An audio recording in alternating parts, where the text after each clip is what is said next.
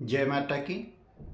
मैं पंडित सुशील पांडे आज हम पुनः आप लोगों के बीच में उपस्थित हैं एक उपाय को लेकर के। यह उपाय कुंडली आधारित उपाय है।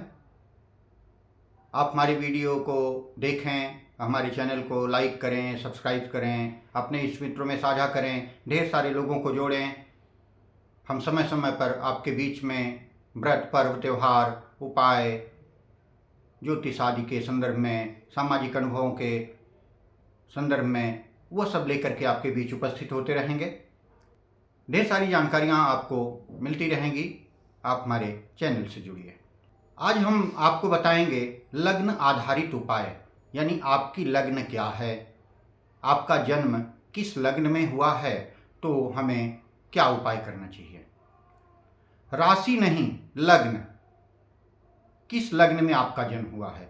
कुंडली में लग्न जो होती है उसी के आधार पर सारे ग्रहों को बैठाया जाता है। और निश्चित मानिए कि हम अपने प्रारब्ध कर्मों को भुगतने के लिए तो आए हुए हैं, लेकिन कुंडली हमारे प्रारब्ध कर्मों के आधार पर शुभ और अशुभ समयों का संकेत देती है और उससे हमें पता चलता है कि हमारे जीवन में कब शुभ और कब अशुभ समय आएगा। इसी के चलते हमारी ऋषि मनीषियों ने कुंडली का निर्माण किया, जिससे अपनी प्रतिकूलता अनुकूलता को हम जानते हैं और उसके व्यवहारिक जीवन में उस प्रतिकूलता से निपटने के लिए ऋषि मुनीषियों ने कुछ उपाय भी बताए हैं। हम उनको करते हैं, भगवत कृपा प्राप्त होती है, हम उस प्रतिकूलता से मुक्त हो जाते हैं।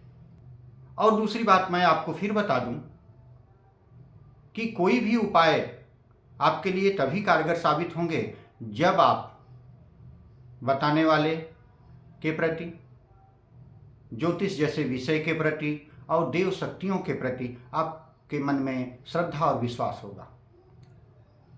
यदि श्रद्धा विश्वास नहीं होगा तो आप उपाय मत कीजिए, क्योंकि कतई नहीं सफल होंगे। यह व्यापार नहीं है कि भगवान हम 1.25 किलो लड्डू चढ़ाएंगे, 5 किलो का घंटा बांध देंगे, मेरा ऐसा हो जाए। ऐसा कुछ नहीं है। आप वहाँ लड्डू चढ़ाइए, घंटा बांधिए, लेकिन श्रद्धा के साथ, आस्था के साथ, व्यापार के रूप में नहीं कि मेरा ऐसा हो जाए। वह ऐसा नहीं चाहता, उसके लिए वह कोई अपेक्षा नहीं करता कोई मेरे लिए लड्डू चढ़ाए। बहरहाल हम विषयांतर हो जाएंगे। तो मैं आपको बता रहा हूं कुंडली में लग्न आधारित उपाय। आपका जन्म किस लग्न में हुआ है यह आप अपनी कुंडली से देखें, और जिस लग्न में आपका उपाय हुआ है आप अब बताए गए उपाय को कीजिए।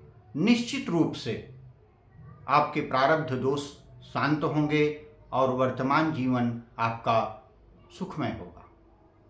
आप उपाय तो करें, ध्यान से सुनेंगे तो आप समझ पाएंगे। आपका जन्म यदि मेष लग्न में हुआ है तो आपने क्या करना चाहिए। आप अपने जीवन में कम से कम एक बार श्री दुर्गा सप्तशती का पाठ, यानी नवचंडी पाठ अथवा शतचंडी पाठ अवश्य कराएं। निश्चित रूप से आपके जीवन में एक बड़ा बदलाव आएगा। यदि वृष लग्न में हुआ है तो आप 9 ग्रहों के, यानी जितने भी ग्रह हैं, सूर्य, चंद्रमा, मंगल, बुध, बृहस्पति, शुक्र, शनि, राहु, केतु, इन 9 ग्रहों के, इनकी जो निर्धारित संख्या दी गई है उस संख्या से 4 गुना अधिक मात्रा में सभी ग्रहों के मंत्रों का, चाहे वैदिक मंत्र का जप कराएं, चाहे बीज मंत्र का जप कराएं, सभी ग्रहों के मंत्रों का 4 गुना संख्या में जप करा करके हवन, तर्पण, मार्जन व दान करें। निश्चित रूप से आपका जीवन सफल होगा। यदि मिथुन लग्न में आपका जन्म हुआ है तो आप सुंदरकांड का पाठ कराएं, और यह पाठ मंगलवार के दिन अथवा रामनवमी के दिन ही होना चाहिए।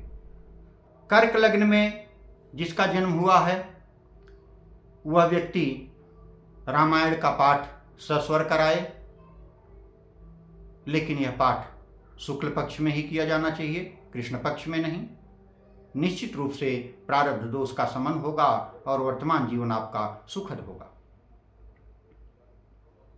सिंह लग्न में यदि जन्म हुआ है तो आप गोवर्धन जाइए, गोवर्धन जाकर के वहाँ पूजा अर्चना कीजिए, गोवर्धन की परिक्रमा करें।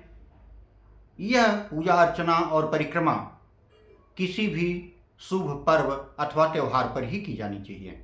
ऐसे ही नहीं कि हम कभी भी चले गए और मैंने वहाँ पूजा कर ली, वहाँ परिक्रमा कर ली। नहीं, कोई पर्व हो, कोई त्यौहार हो, उस समय आप जा कर के वहाँ पूजा करें, उनकी परिक्रमा करें। निश्चित रूप से आपका जीवन सुखद होगा। यदि आपका जन्म कन्या लग्न में हुआ है तो आप गंगा के किनारे गायत्री मंत्र का जप अनुष्ठान कराएं, लेकिन यह जप अनुष्ठान पूर्णिमा के दिन होगा, किसी और दिन नहीं। पूर्णिमा के दिन गंगा के किनारे गायत्री मंत्र के जप का अनुष्ठान कराएं योग्य ब्राह्मणों द्वारा। निश्चित रूप से आपका जीवन सुखद होगा। तुला लग्न, यदि आपका जन्म तुला लग्न में हुआ है तो किसी भी तीर्थ स्थल पर जाकर के गोदान व ब्राह्मण भोजन कराएं। यदि आपका जन्म वृश्चिक लग्न में हुआ है तो गया अथवा ब्रिज घाट, गया यानी बिहार में है, ब्रिज घाट यहाँ हरियाणा, गया अथवा ब्रिज घाट में जाकर के पितृदोष का उपाय करें। यह उपाय कृष्ण पक्ष में किया जाएगा, शुक्ल पक्ष में नहीं। यदि आपका जन्म धनु लग्न में हुआ है तो भगवती दुर्गा के मंत्र का 1.25 लाख जप व हवन आदि करें। भगवती दुर्गा के कई मंत्र हैं, निवारण मंत्र भी आता है उसमें, ओं ऐं ह्रीं क्लीं चामुंडाय विच्चे, ओं ह्रीं दुं दुर्गाय नमः। ऐसे कई ढेर सारे मंत्र हैं। जब आप योग्य ब्राह्मण से मिलेंगे तो आपको सलाह देंगे कि भगवती दुर्गा के लिए कौन सा मंत्र है।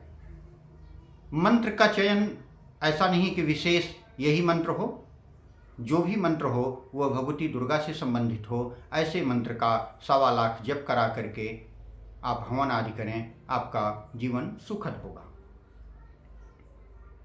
मकर लग्न में यदि आपका जन्म हुआ है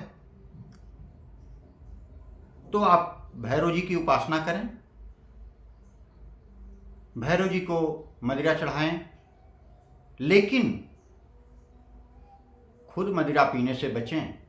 कतई और कतई आपको मदिरा पान नहीं करना है। यदि आप मदिरा पान करते हों तो उसको छोड़ दीजिए, अन्यथा यह उपाय आपके लिए लाभदायक नहीं होगा।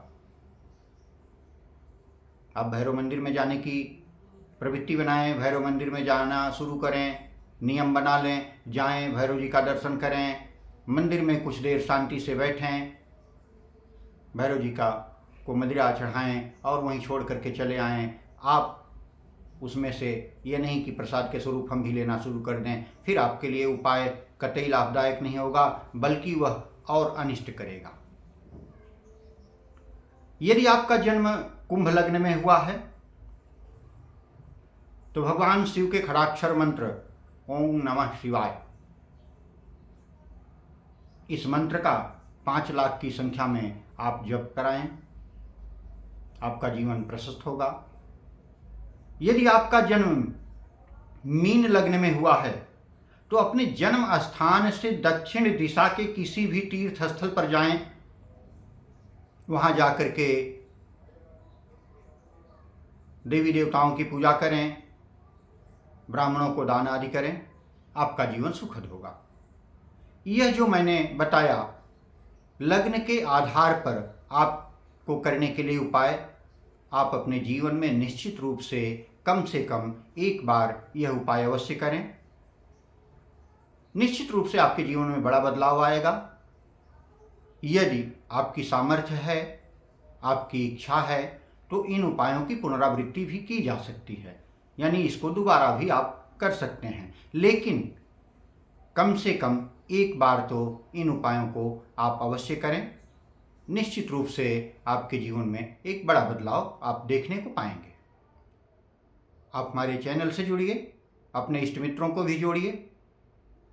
धीरे धीरे ऐसे ही बीच बीच में हम आपके बीच उपस्थित होते रहेंगे और ऐसे ही ढेर सारे उपाय ज्योतिष के आधार पर, पूजा पाठ के आधार पर, व्रत पर्व त्यौहार आदि के संदर्भ में जो तमाम संदिग्ध व्रत पर्व आ जाते हैं कि कब यह हो कब यह न हो, इन सब के संदर्भ पर और जो समाज के बीच से अध्ययन करता रहता हूँ उन सब पर यानी सामाजिक विषयों पर भी जो मेरी समझ है हम आपको बीच उपस्थित होकर के वह साझा करते रहेंगे। आप हमारे चैनल से जुड़िए। जय माता की। भगवती आपका कल्याण करें।